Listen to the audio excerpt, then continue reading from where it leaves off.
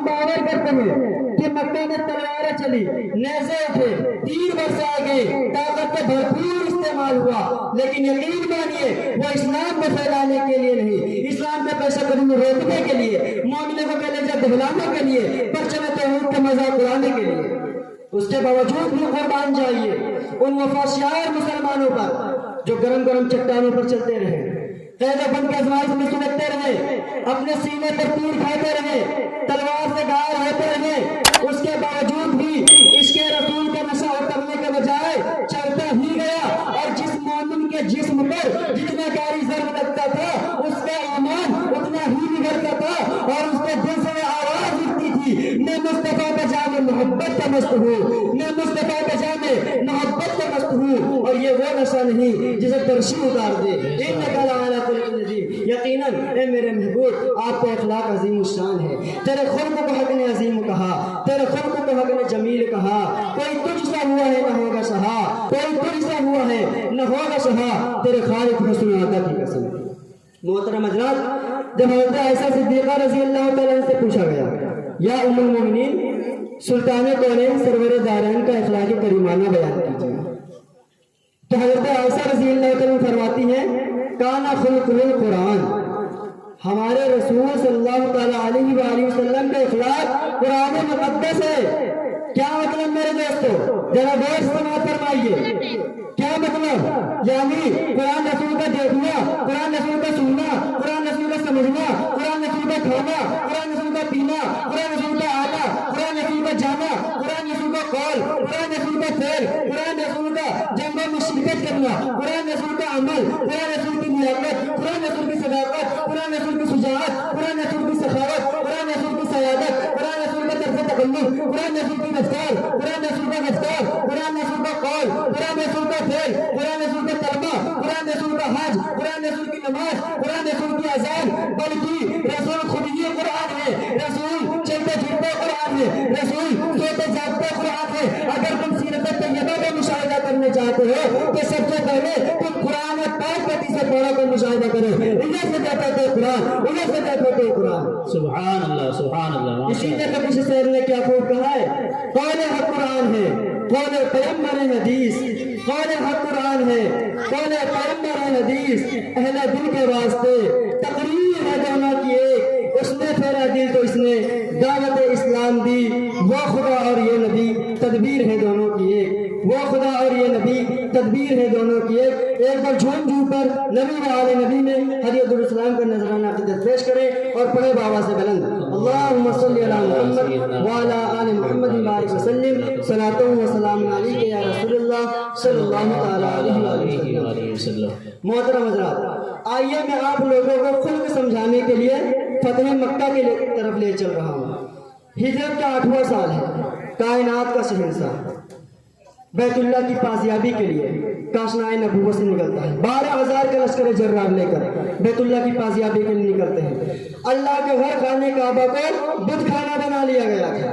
اللہ تبارک و تعالیٰ کے وفا شعار بندے اپنے ہاتھوں میں حلالی پرچم لیے ہوئے قائد اعظم نور مجسم صلی اللہ تعالیٰ علیہ وآلہ وسلم فاتحانہ انداز سے شاہی کروفر لے کر مکہ المکرمہ میں داخل ہوتے ہیں۔ کفار قریش کو قید کر لیا جاتا ہے، اور یاد رکھیے یہ مکہ کے وہی باشندے ہیں جو ہجرت کی رات رسول خدا صلی اللہ تعالیٰ علیہ وآلہ وسلم کے قتل پر آمادہ تھے۔ رسول اللہ کے گھر کو گھیرا ہوا تھا کہ آج ہم رسول کو قتل کر دیں گے، لیکن دوستوں دیکھیے آج حال کیا ہے، اسی رسول کے سامنے اسی رسول سے اپنے گزر کی بھیک مانگ رہے ہیں۔ کوئی کہتا تھا آج ہماری نازوں کو تخت و تاراج کر دیا جائے گا، کوئی کافر کہتا تھا آج ہماری لاشوں کو آگ لگا دیا جائے گا، کوئی کہتا تھا آج ہمارے بچے یتیم ہو جائیں گے، کوئی کہتا تھا آج ہماری عورتیں بیوہ ہو جائیں گی۔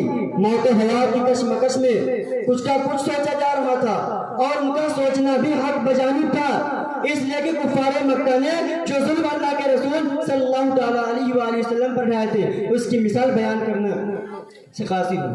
محترم حضرات، اب اللہ کے رسول صلی اللہ تعالیٰ علیہ وآلہ وسلم کے حکم کا انتظار ہے کہ اللہ کے رسول صلی اللہ تعالیٰ علیہ وسلم کیا فرماتے ہیں، ہمیں سزا دیتے ہیں یا چھوڑ دیتے ہیں۔ اللہ کے رسول صلی اللہ تعالیٰ علیہ وسلم فرماتے ہیں ما ظنکم بی، اے کفار مکہ تمہارا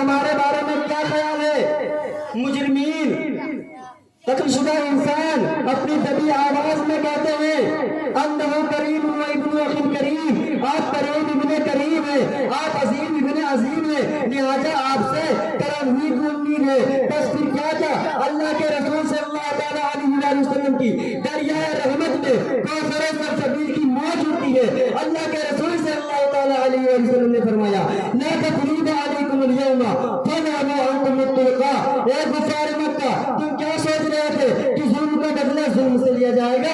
ارے ظلم تو درکنارے، ہم تمہارے بارے میں ملامت کرنا بھی پسند نہیں کرتے۔ اور اللہ کے رسول نے فرمایا کہ جاؤ، آج سے تم لوگ آزاد ہو۔ سبحان اللہ کی آواز منہ سے یہ الفاظ نکلتے ہیں کہ جاؤ تم سب کے سب آج آزاد ہو۔ کفار مکہ جب یہ بیان سنتے ہیں وہ دنگ رہ جاتے ہیں، ان کی عقلیں دنگ رہ جاتی ہیں اور فرد مسرت سے کلمہ پڑھ کر بہت سے مسلمان ہونے لگتے ہیں، مسلمان میں داخل ہو جاتے ہیں۔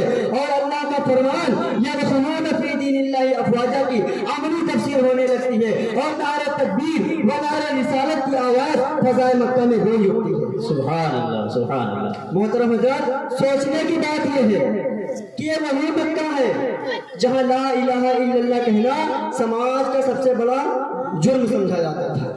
یہ وہی مکہ ہے جہاں پر بتوں کے خلاف ایک لفظ برداشت نہیں کیا جاتا تھا، لیکن آج حال کیا ہے، انہی لوگوں کے بتوں پر انہی کے سامنے ہتھوڑے چل رہے ہیں۔ یہ وہی مکہ ہے جہاں ہمارے رسول صلی اللہ تعالیٰ علیہ وآلہ وسلم کو زخمی کیا گیا تھا، لیکن آج ان کے خدا کی فرجی لاشوں کو خانہ کعبہ سے نکال کر باہر آیا جا رہا ہے، لیکن کسی کو قلق بھی محسوس نہیں ہو رہا ہے۔ اسی لیے تو کسی شاعر نے کیا خوب کہا ہے کہ راستے کی طرف تھی جو تھی مسلمانوں کے پاس، راستے کی طرف تھی جو تھی مسلمانوں کے پاس، خنجر آئین نہیں وہ خنجر اخلاق تھا، وہ لوہے کا خنجر نہیں بلکہ اخلاق کا خنجر تھا۔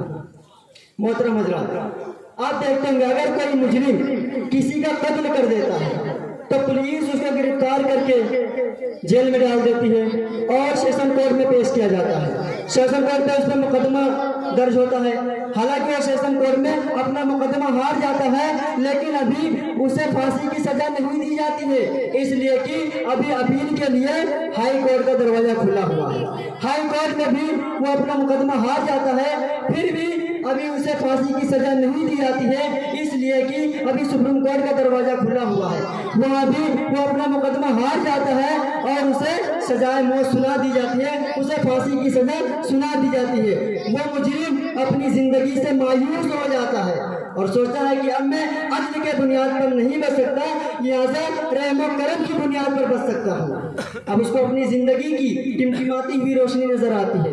وہ صدر جمہوریہ سے رحم و کرم کی بھیک مانگتا ہے۔ صدر جمہوریہ اپنے ذمہ داری پر اس کا خون معاف کر دیتا ہے۔ اب آپ سوچئے کہ یہ قانون کہاں سے لیا گیا؟ یہ قانون بھی ہمارے رسول صلی اللہ تعالیٰ علیہ وآلہ وسلم کی دین ہے۔ آپ کفار مکہ کی طرف نظر ڈالیں، فتح مکہ کی طرف چلے، ان کا جو ظلم تھا یقیناً وہ قتل کر دیے جانے کے لائق تھے، لیکن اللہ کے رسول نے ان لوگوں کو معاف فرما کر بتا دیا کہ اے لوگوں دیکھ لو، ہم فضل بھی کرتے ہیں اور عدل بھی کرتے ہیں۔ سبحان اللہ، سبحان اللہ۔ لیکن میں مسلمانوں سے پوچھنا چاہتا ہوں کہ تم نے اخلاق مصطفیٰ سے کتنا فائدہ اٹھایا ہے؟ آج مسلمانوں میں اخلاق کا فقدان نظر آ رہا ہے، بھائی بھائی کا دشمن ہے، باپ بیٹے میں اختلاف پیدا ہو گیا ہے، پڑوسی سے بیزار ہے۔ بد امنی کا حال یہ ہے کہ نہ نماز سے مطلب ہے، نہ روزے سے مطلب ہے، نہ حج سے مطلب ہے، نہ زکوٰۃ سے مطلب ہے، مطلب ہے تو صرف نوٹوں سے، مطلب ہے تو صرف پیسوں سے۔ میں پوچھنا یہ چاہتا ہوں، تم نبی کے امتی ہو، کیا اللہ کے رسول صلی اللہ تعالیٰ علیہ وآلہ وسلم نے مصائب و علام تمہارے اس لیے برداشت کرے کہ تم حق و باطل میں امتیاز نہ کر سکو؟ کہ مولا علی علیہ السلام نے فقر و فاقہ کو اس لیے گلے لگایا کہ تم فسق و فجور میں پڑ جاؤ؟ کیا کربلا کے میدان میں امام علی مقام علیہ السلام نے اپنی گردن اس لیے کٹائی؟ کیا قمہ قبیلہ کے ساتھ اللہ کی بارگاہ میں اپنی گردنیں اس لیے کٹا دی کہ تم فسق و فجور میں پیدا ہو جاؤ، فسق و فجور میں پڑ جاؤ، حق و باطل میں امتیاز نہ کر سکو؟ نہیں میرے دوستوں، نبی اور ان کی اہل بیت نے دین کے لیے مصائب علام اس لیے برداشت کیے ہیں۔ کربلا کے میدان میں امام علی مقام علیہ السلام نے اپنی گردن اس لیے کٹائی کہ میرے نانا کی امت حق و باطل میں امتیاز کر سکے۔ صحیح کو صحیح سمجھے، غلط کو غلط سمجھے، جھوٹ کو جھوٹ جانے، صحیح کو صحیح جانے۔ میں دعا کرتا ہوں اللہ تبارک و تعالی ہم سب کو سیرت اہل بیت پر چلنے کی توفیق عطا فرمائے۔